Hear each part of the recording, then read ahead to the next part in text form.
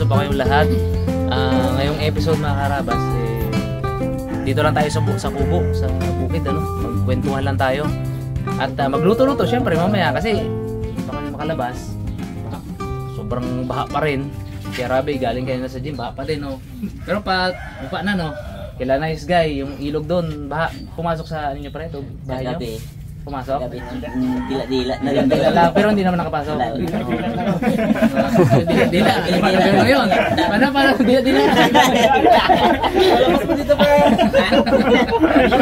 Dito sa ipagitan na. Nagdila-dila. So safe naman ang lahat mga karabas. After sa kasalukuyan itong tigbagyo-bagyo dito sa amin, safe naman ang lahat. Pero hindi pa rin kami makapag-ilog, ano. Kaya syempre, hindi pwede wala tayong upload kasi may miss nyo ang Team Harabas. Syempre, kailangan meron tayong content sa araw na to. So mga kasama natin syempre, Dalaman, si Harabons, si Mr. Bugs, Ulo, si Cute Boy, Yun! Dalawa! Harabay, si Tatang Senior Harabas, si Daddy D, Pongloy, yun. Uy. Nice Guy. Isang smile naman dyan. Nalimutan ko pa. Ang yung lingkod, Harabas po. At cameraman natin si Ipman. Uy! Ang kumpleto tayo. Ultimo si Tatang dito Uy. Pero mga Harabas, kulang pa tayo. Uy! Wala pa kayong kulang pa tayo? Kulang. Kulang natin kung sino. Kulang. Oh, bilangin.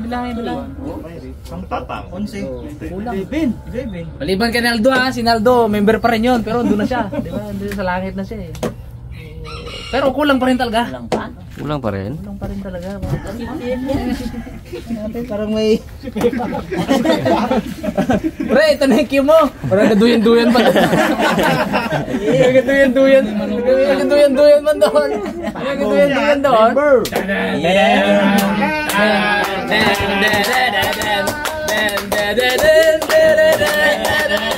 Gandang buhay mga Harabas. Galo pa bugto ka rin. Bigla tuwid kanina. Iko ang baywag Bigla tuwid dyan sa kabila. Tanda na kaya talagang medyo maano na ang baywang Ba't ka dito to? Dito ka to. It's a prank! Ano ka dito? Makikikain lang tayo. Baka makikiluto. Mga Karabas, biglang nagkaroon ng ng puwang sa Team Harabas kasi paano ba natin simulan tong na to? Kasi ito, kung paano namin i-explain to, kung paano namin kung ano talaga yung nasa puso natin. Hindi naman natin kailangang paghandaan o hindi naman natin kailangang reviewin kung ano yung mga dapat sabihin sa ganitong eksena, 'di ba? So kanina ko siya ano oras ka tinawagan, pre? Mga 9:30 yata yun. 9:30 sabi ko sa kanya, bihis ka na, punta ka sa bukid. Bakit? Basta punta ka sa bukid. Pero nabanggit ko na rin sa kanya yung mga Karabas, mga few days ago nabanggit ko na rin. Pero kumbaga parang pinaanuhan ko lang siya, pinabungaran ko lang na yun nga, na gusto ko siyang isama sa grupo Pero bakit natin siya isasama sa grupo? Una mga Karabas, 'di ba? Team Dagat ang gamit natin si Blandina, tapos 5 tao tayo doon. So medyo tapos yung makina minsan medyo mapalya-palya. Ayan ganyan.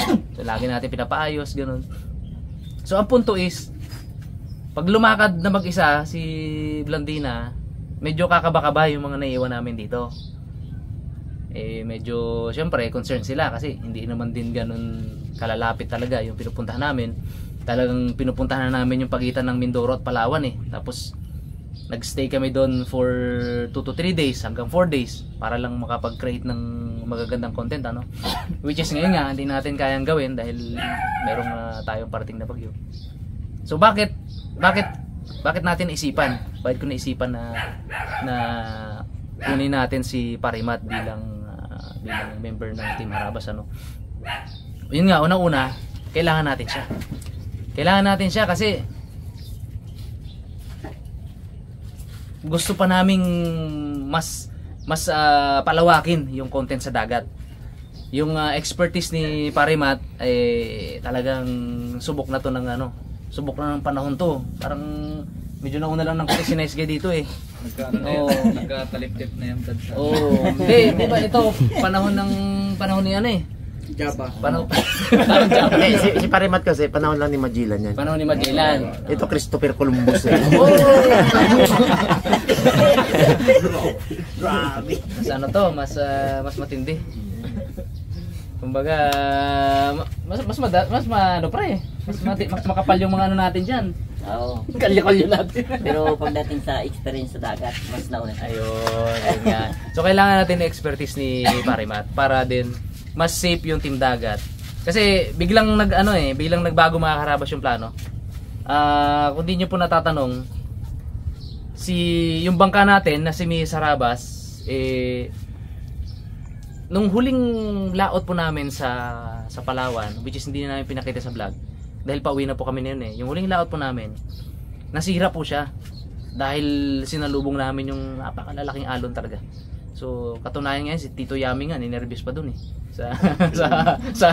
sa lakad namin nung pauwi kami, ninervyos yun kaya ayaw niya doon sumama pag ito yung driver. So in short, nasira po yung bangka kasi hindi talaga siya gawa para sa panglaot ba, sa pangisda. Kasi kung mapapansin nyo, di ba, pang turistahan siya eh. Kaya naman yung kinuha ko kasi dati na pang turistahan. Kasi dati dito lang naman kami. Kaya sabi ko, pwede to.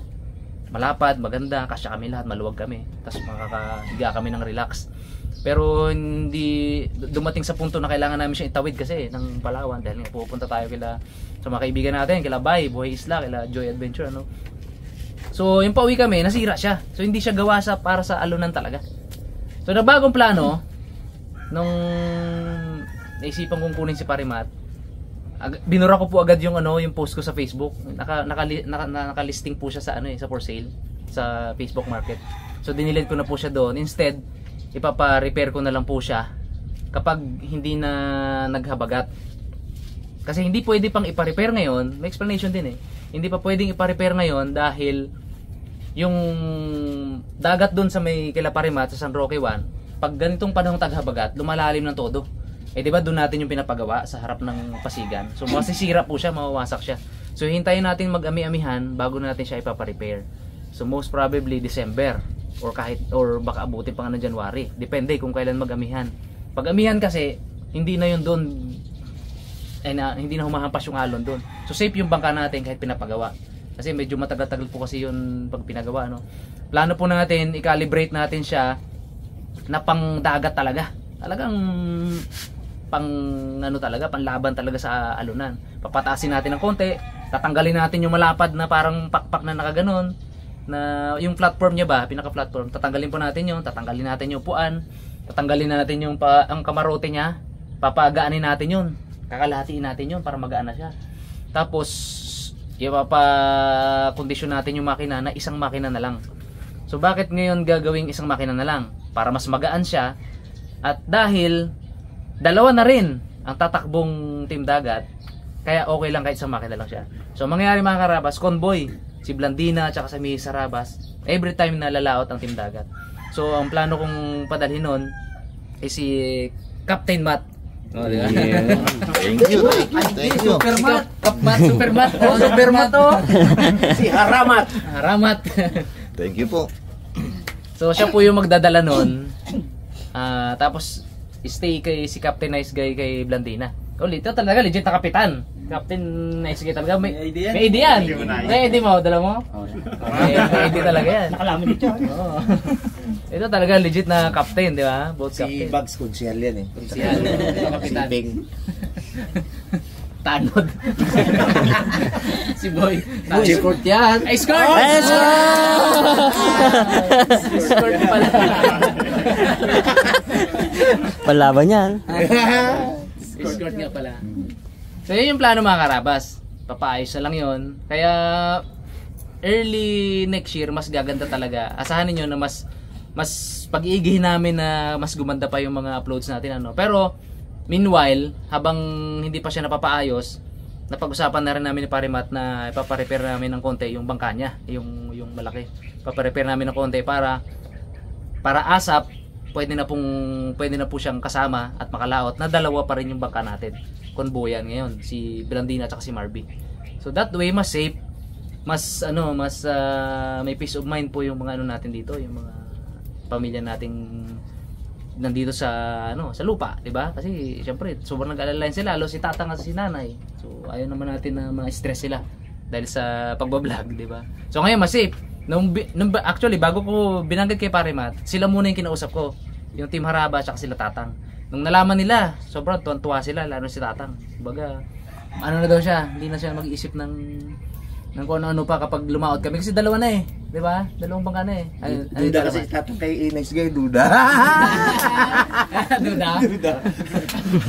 Tagal-tagal namin, hindi pa kami napahamak. Nice Guy, hindi duda. Doon sa makina. Duda. Tsaka sa pagkakataon, Hindi naman na kayang gawin kung masira. At saka sa pagkakataon tang kasi mas maganda pa rin yung convoy na gano'n, tandem, di ba? Masira isa. May isa pang mas maganda yun. Lalay. So, ang isa pang reason is yun na nga, una yung skills niya. Una pala skills niya. Kailangan sayang. Kailangan pa rin, kumbaga sayang yung skills ni Parimat no? So yun yung unang-una. Ayaw natin masayang yung skills na yun. Pangalawa, mas safe sa grupo, so win-win situation, no? So pangatlo is hindi si Parimat pwedeng huminto sa pagba-vlog. Kasi kung hindi nyo natatanong at alam kong hindi nyo to alam mga kaharabas, ngayon ko lang sasabihin. Ayaw niyang sabihin ko to. Si Parimat sa kabugto pa lang ay marami nang tinutulungan. Outside, binablog nila minsan pero marami ring outside vlog. 'Di ba? So, in short, ganito ang mangyayari mga karabas. Kunin natin si Parimat, pero still, meron pa rin pong kabugto. Ang kabugto po ay mananatiling kabugto kahit na iwanan man siya ng lahat, kabugto pa rin yan. Magiging variety po ang kabugto, magiging variety. So, na-touch ako nung pinento niya sa akin. Nag-usap daw silang mag-ama ni Joseph, editor. Na-touch ako nun eh.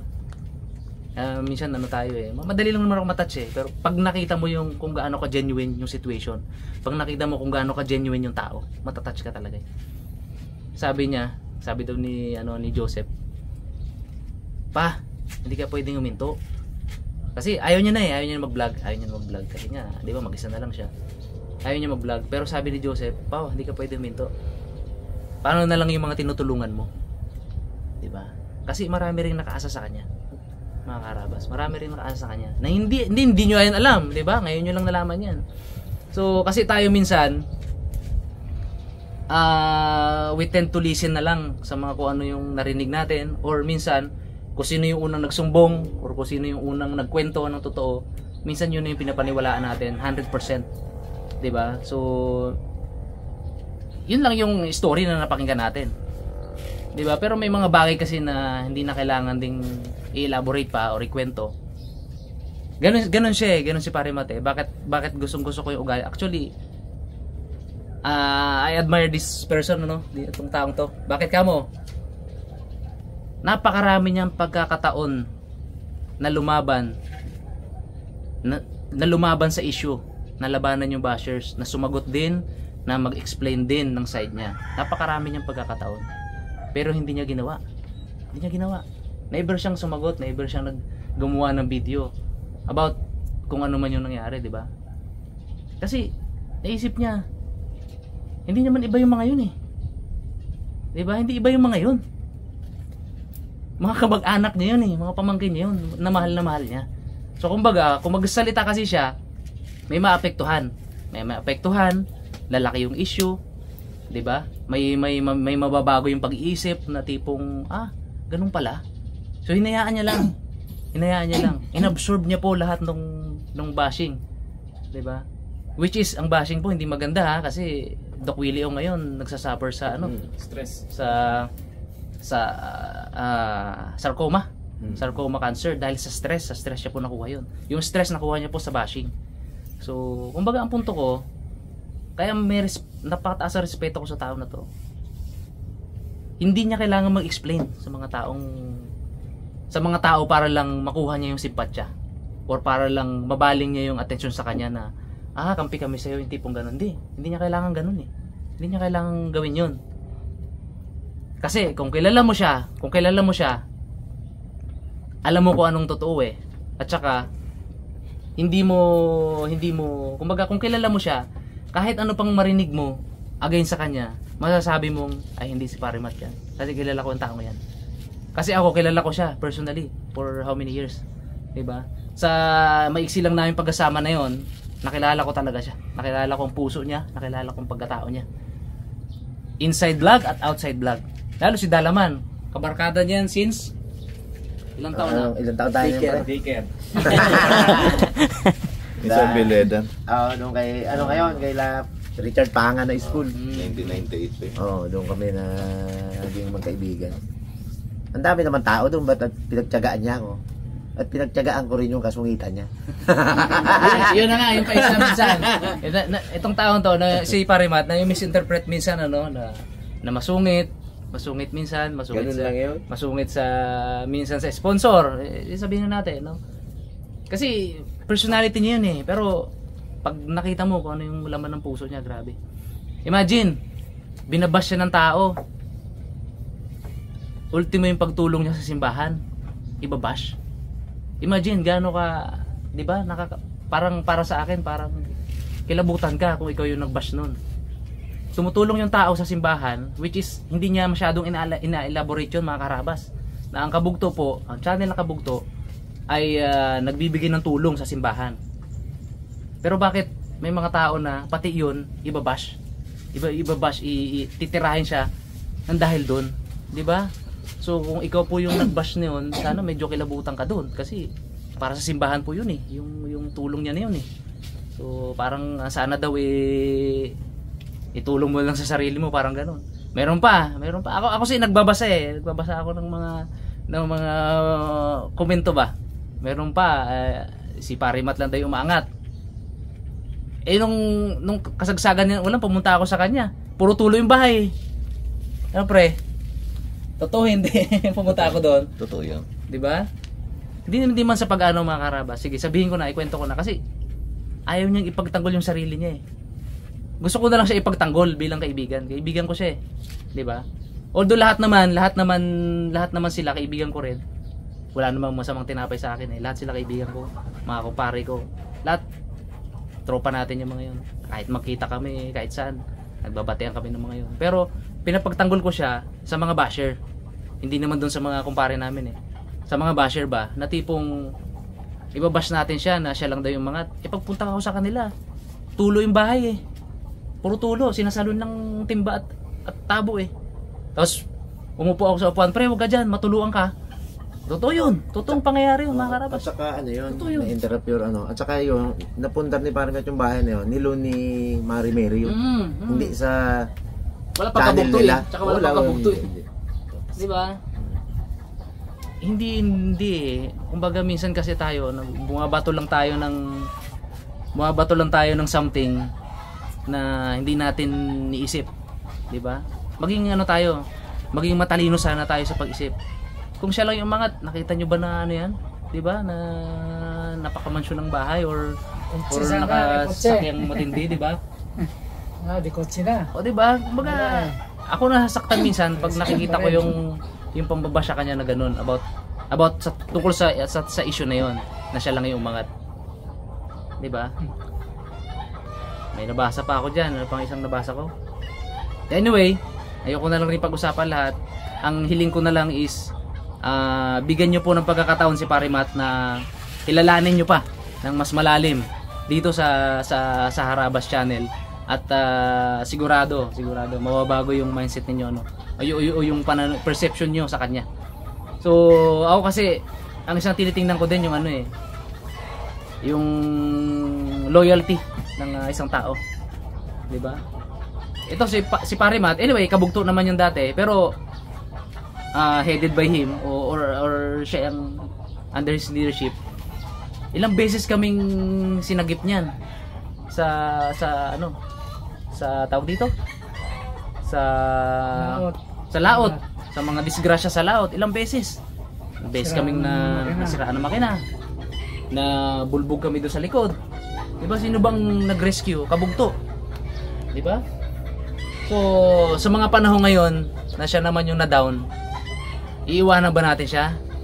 Hindi. 'Di ba? Pare, ito naman sabi ko sa iyo. Iwanan ka man ng lahat. Dito ang Team Harabas, pre. Pre, Thank you, thank you. kaya Matt, iwanan ka man ng lahat. Iwanan ka rin natin.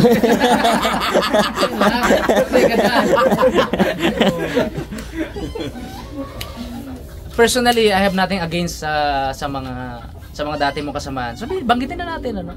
Alam ko mapanood din nila 'to. Alam ko papanoorin nila 'to. I have nothing against sa kanilang lahat.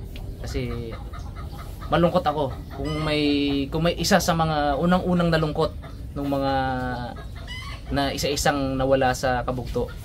Ako po 'yun. Bakit kamo? Ang kabugto po ang unang-unang baby namin.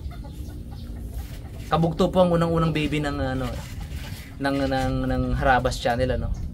So lumaki po 'yan. Tumakbo na maganda. Then kasi ups and downs naman ang pag-YouTube ups and downs. Sa panahon ng downs in terms of finances, dapat tight pa rin tayo. Tight pa rin. Hindi natin isipin na 'di ba, yung magbutasan tayo ng maghanapan tayo ng butas. Hindi ganoon So although ganoon na ngayon nangyari, pero I have nothing against sa mga dati niyang membro kasi mga kumpare ko 'yun Mga kumpare ko, mga inaanak ko, mga anak nun. 'Di ba? Kumbaga malapit sa akin yung mga 'yon. Kapag Pasko, magkakasama kami noon. Pupunta sila sa bahay. So, masakit para sa akin na nangyari 'yon. Ako po yung isa sa mga unang-unang nasaktan na 'yon. So, kaya nga lang rin, alam niyo ba na sinubukan ilang attempt kong ginawa na mabuo pa no ng grupo. Hindi lang recently, kahit noon pa na mas maging tight, pero may mga bagay na hindi na natin control na hindi natin kayang kontrolin, na which is yung circumstances ba, na tipong magugulat tayo, ayan nangyari na. So sa kabila ng pangyayari, wala po tayong hate, wala po tayong hinanakit na sa kanila, kasi masaya na rin tayo ngayon sa kanila dahil natagpuan nila yung grupo nila na tight din sila. So masaya tayo doon. At kahit saan kami magkita, talagang ano pa rin yan, batian pa rin. Walang problema. So ang punto is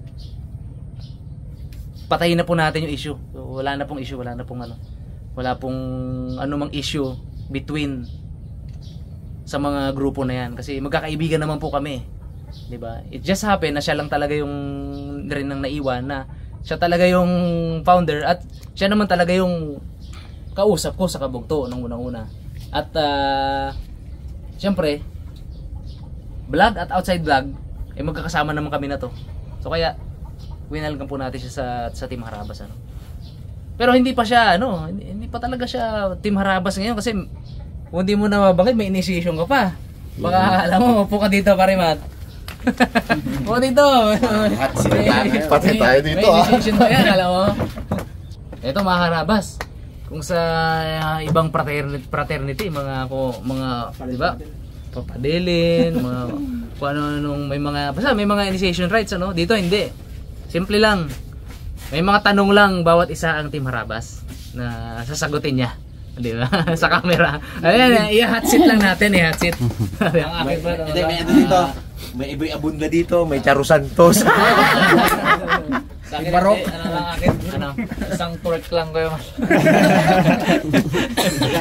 Simulan natin dito kay Dalaman. Charo Santos ako. Paikot taga. Uli kaya ako. Uli. Muna kay Nestle, Charo muna, Charo. Kay Nestle muna pa gano'n. Pangalawa ako sa uli. Huling-huli si Boy Abunda. Ako mga Charo Santos. Boy Abundat. Hindi na. Welcome. Wala na pala daw. Hindi na. Hindi. Ito ang tanong ko, pre. Ah. Kailan ka huling umiyak?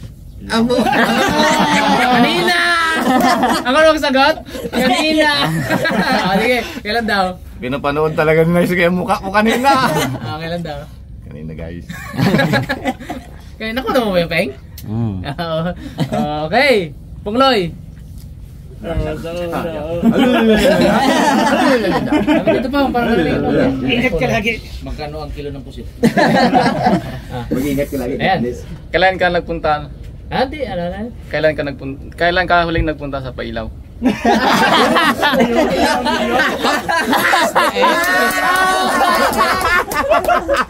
Pista! Pista! Kailan yung pista? Ay, nung Miwan. Wala, inuunahan ako ni Pungloy. Isip na naman ako bago eh. Dati di. Paano mo hindi malalaman? Kasama tayong tatlo, ha?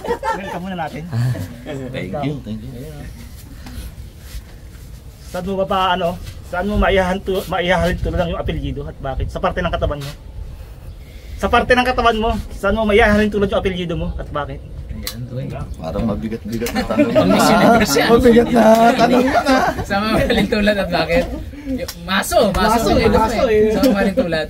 Ay siguro po sa kamay. Mamaya, bakit? Medyo malakas-lakas tayong pumukpok eh. Okay. Satisfied na ba yun? O elaborate pa? Buhusay ka lang. Madami na yun. Buhusay pa na magpukpok to. Inamin na! Malakas sasang pukpok. Malakas magpukpok yan. Yung tatang. Ang akin ay simple lang. Anong naramdaman mo ngayon? Ang saya, kung ganong kasaya ang naramdaman mo. Anong... Upo. Sinagot mo na eh. Kasi ano ba? Gano'n ka daw kasaya kumat? Ayun. Anong naramdaman mo ngayon? Anong pakiramdam mo ngayon? Anong level? Ano nga yung sarili mo? Oo. Anong mapakita mo kung kung paano ka naging masaya? Sayawan. Sayawan mo sa sobrang saya. Siyempre po masaya ako kasi unang-una na-welcome ako dito sa Team Harabas pangalawa. Mas makakasama ko pa yung talagang mga kaibigan ko dito. Bilang tao, siyempre mas gusto natin na yung maging kasama natin ay yung talagang tunay nating kaibigan. Karabi. Inspired ka na tang? Kala mo lang yan, pre. Kala mo lang yan. Tayo, Okay na tang? masaya na rin. Yun. Kasama si Matt. Yes. Naiyak-iyak si tatang ha. Kilala yung tatang ni Parimat. Simula pa nung araw. Sobrang saya na yan na every time na i-rescue kami ni Parimat sa mga naano namin dito. Anyway, kasama yung kabugto doon, ibang kabugto. Pero headed by Parimat. Every time na maksidente kami, kasi nga sobrang nag-alala yan sila eh. Masaya siya pag every time na to the rescue, kabugto, di ba? O kaya masaya din si tatang. Saya niya eh, yung sinabi ko na ano kaya tang, kunin ko kaya, di Parimat yan. Okay, Harabe! Yan Kuya Matt, congrats pala. Yan, isang ano lang Kuya Matt, isang reason lang kung bakit Team Harabas. Ano ba yung tawag dito? Isang reason kung bakit Harabas na mag-stay ka. Isang dahilan lang na Dahil ngayon member ka na, isang ano yung nagustuhan ano yung nagustuhan mo, ano magiging reason mo bakit ka mag-stay ngayon? Sa totoo lang naman kahit sa guni-guni, hindi ko naman naisip na kukunin ako ni Jeff bilang maging member ng Harabas. Kaya nung sinabi niya na kukunin niya ako, ay talagang masaya ako kasi unang-una hindi ako malalayo dun sa mga kaibigan ko. Tsaka yung tulong na nagawa ko noon, mas magagawa ko ng maayos ngayon kasi nandito na ako sa team. Yun. Galing. Yan na si Congrats pala kay Matt. Ito pala yung tanong ko. Bilang bagong member ng Team Harabas, ano ang masasabi mo sa mga... Sinagot mo ikaw. Paglato ka dyan. Lakbol ka dyan. Ito kay Matt, bilang bagong member ng team, anong masasabi mo sa mga basher mo? Pinag-issue agad na. Babay ba? Bayang bunda pala yan, bayang bunda. Kung masabi ko, move on na lang tayo, mga basher ko. Tingnan lang natin kung ano talaga yung mangyayari. At saka siguro mas makikilala nyo rin ako ngayong nandito na ako sa team ng Harabas. Ganong daras mo, Mon. Satisfied? Satisfied? O kunting elaborate pa. Satisfied na. Okay na, okay na. Ganda. O si Ninong mo. Nong, congrats! Dalawa na ang Ninong mo. Ninong mo pala yan. Ninong mo pala yan. Nong, kailan ka huling nagalit?